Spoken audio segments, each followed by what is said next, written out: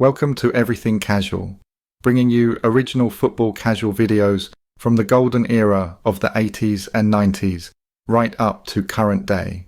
Football away day stories and historic clashes between football firms. Subscribe so you don't miss out. We upload videos every week. If you are a subscriber, welcome back.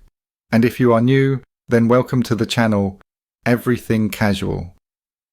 We look at everything related to the football casual lifestyle from the 70s to 80s, 90s, noughties, and present day. Sometimes the videos focus on football firms. Sometimes we do different videos that focus on other aspects of football casual culture. Sometimes I get my information from books that I personally own because they contain factual events that viewers are interested in. If I use any information from a book, I will also promote that book for the football lad that has written it, and will leave a link in the description for you to buy that book. Anyway, let's crack on.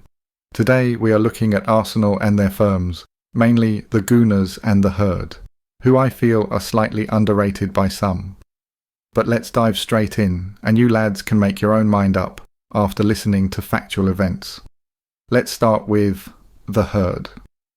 The Herd was mainly active between the late 70s and early 90s. It still exists. The Herd are a hooligan gang. The main rivals of the Herd in the 80s and in the present day are West Ham's ICF, Tottenham Hotspur's Yid Army, Chelsea's Headhunters, and Millwall's F Troop, later known as the Millwall Bushwhackers. Although the Herd was mainly considered to be a hooligan gang, Dainton Connell, aka Dainton, the Bear Cornell, was considered a folk hero by many Arsenal fans, but died in a car crash in the year 2007, with 3,000 mourners attending his funeral, including several ex-players. During the 80s, Connell was highly active in the Arsenal hooligan firm, and was a main face amongst the ranks.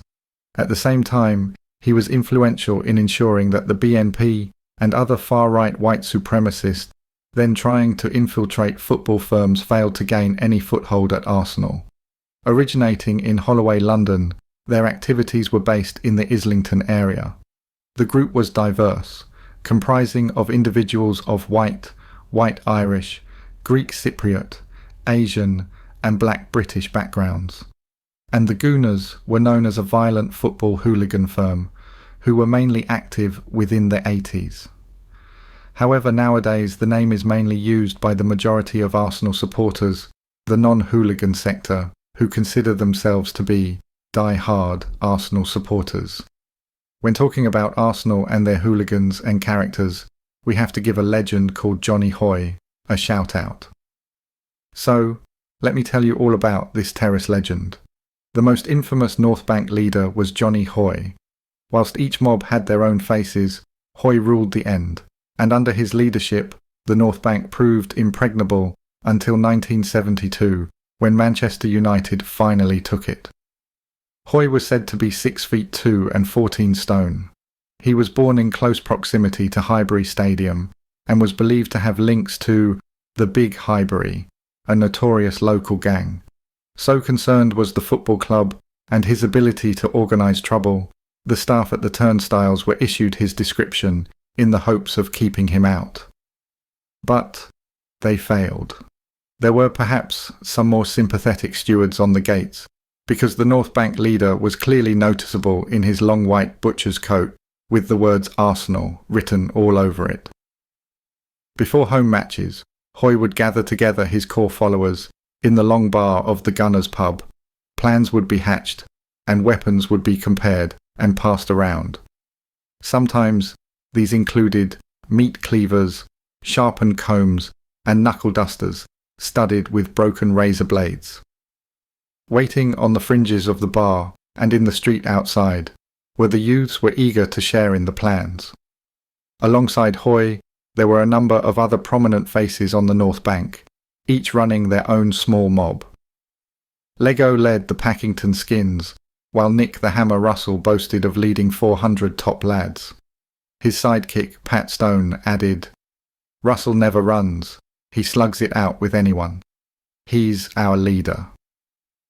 The leader of the Arsenal Bromley boys was Jenko, who remained an Arsenal face until early 80s. Arsenal also exported violence. In 1967, an FA Cup match took them to Bristol Rovers, where they hammered the locals and took the tote end. Arsenal fans caused havoc twice at Leicester City, and on the second occasion, the first game of the 1974 season, their exploits were heavily documented in the national press. They also overran Portsmouth in a FA Cup tie, as well as taking Wolves' own North Bank. In the same era, Arsenal also took Tottenham's Park Lane Terrace, and to the now all too familiar chant, "Where are you?" They prepared themselves for the inevitable. 15 minutes later, Spurs arrived, and all hell broke loose. Despite 10 minutes of chaos, Arsenal could not be moved. We took the Park Lane. Logically, Arsenal mocked their bitter rivals. Arsenal, and now the Herd, were back as a major mob in the 80s. They ambushed Spurs at Birmingham's New Street station on the day they were playing away at West Brom, and their rivals were playing an FA Cup semi-final game at Villa Park. They also rioted in York at an FA Cup game in 1985, clashed away at Watford, stopped off in Northampton on their way back from a game in the Midlands, and had a long-running feud with Queen's Park Rangers that often involved the firms fighting at central London night spots. They were one of the few firms to walk from Liverpool's Lime Street station to Goodison Park, undetected by the police, on a Friday night on the eve of the Grand National, and put up a spirited display after the game, refusing a police offer of public transport and returning to Lime Street as they had left it, on foot. It went a bit quiet for the Arsenal boys after that, as was the same with most firms. Their old Bill was getting on top, and lots of lads was getting nicked and handed banning orders. But come 1990, Arsenal were back, and with a bang. They were once again a force to be reckoned with, though their opportunities for trouble was diminishing, especially in the capital. In the year 1993, the NCIS claimed that Arsenal were the main firm in London, an opinion unlikely to be shared by Spurs and Chelsea. At one game at Stamford Bridge, they bought 100 tickets for the home end from a tout. Unbeknown to them, Chelsea had been alerted, and as Arsenal entered, they were beaten back. The following season, it was Chelsea's turn to make a show, this time buying 200 tickets for the Arsenal end from the same tout. 300 Chelsea lads made the journey across London, and the two mobs clashed outside a Gooner pub. 2 further clashes happened before the game, but the main event happened afterwards. As Chelsea searched for a pub, they were told a mob was waiting. The Chelsea mob splintered as they failed to find the pub, while others lost interest and made their way to the Tube. According to Chelsea, an Arsenal mob of 200 then attacked a small but tidy mob of 50 Chelsea. "It was murder," said one Chelsea fan. "They were picking up anything, traffic bollards, the lot, and we were getting hammered." One Chelsea lad called Marcus was slashed down his back and needed 200 stitches. But then a new rivalry emerged on and off the pitch: Manchester United. While Arsenal was never really able to compete properly with Man United's combined mobs, there have been a few small nasty clashes between the two in recent years. At a league game in August 1999, a United fan was dragged off a train and badly beaten on the platform by a group of Arsenal lads. A subsequent court case heard that the Gooners had shadowed a rival mob out of Highbury after their club's 1-0 defeat.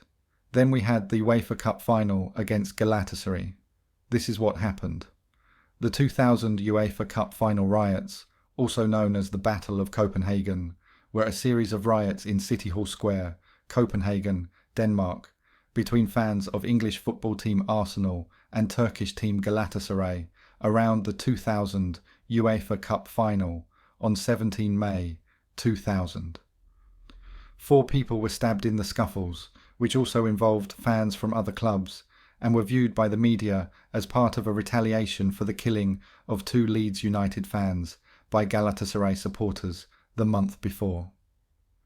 The events of the day started early in the morning when skirmishes broke out in a bar, which led to an Arsenal fan being stabbed. Later in the day, Galatasaray fans occupied City Hall Square before heading towards Arsenal fans in bars nearby.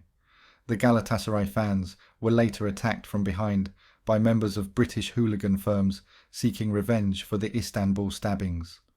The police had prior warning of potential trouble and deployed officers to the area, yet they were unable to control the riot until they fired tear gas. This led to 19 injuries, including 4 stabbings and 60 arrests, with similar events occurring in England and Turkey in the aftermath of the riots. Police say up to 200 troublemakers who follow Leeds, Chelsea, Glasgow Rangers, Cardiff City and Swansea City are travelling to Denmark to help Arsenal hooligans assault Turkish fans. The soldiers are Arsenal fans in a regiment stationed in the southwest and have caused problems at some of the London side's recent European games. They have played a key role in putting together the 6-club coalition. An associate of the soldier gang told The Observer that the invitation to Leeds thugs to join them in Copenhagen was extended after Arsenal beat French side Lens to reach the UEFA Cup final, but Leeds went out to Galatasaray.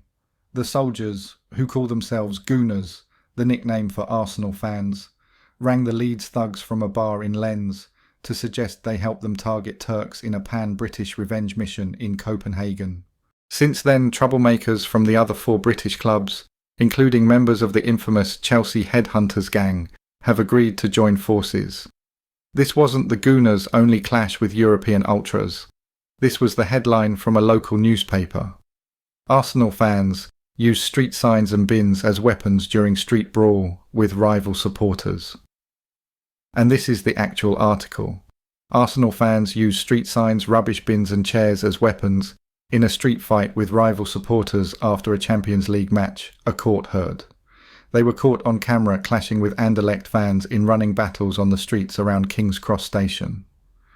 A group of Gunners fans, who had been drinking in the George pub in Holloway after the match, went to the 4-star Megaro Hotel in King's Cross, where a group of Belgians were staying, Blackfriars Crown Court heard. One Anderlecht fan was knocked unconscious by a flying kick in the large-scale street fight, said prosecutor Noel Casey. There were 2 rival groups of supporters, one from Arsenal, one from Anderlecht, who got themselves into a fight, he said. During the fight, metal chairs, signs and street furniture is used as weapons. Members of the public were caused to fear for their safety. So, it's safe to say that Arsenal have been a very active, handy mob from the 70s onwards and don't get the recognition they deserve. Thanks for watching. Thank you for taking the time to watch this video. If you subscribe, you will be notified when we release a new video. It could be your firm we make a video about next, so don't miss out and hit the subscribe button. You can find me on Facebook or email me if you have a good story to tell. See you next time.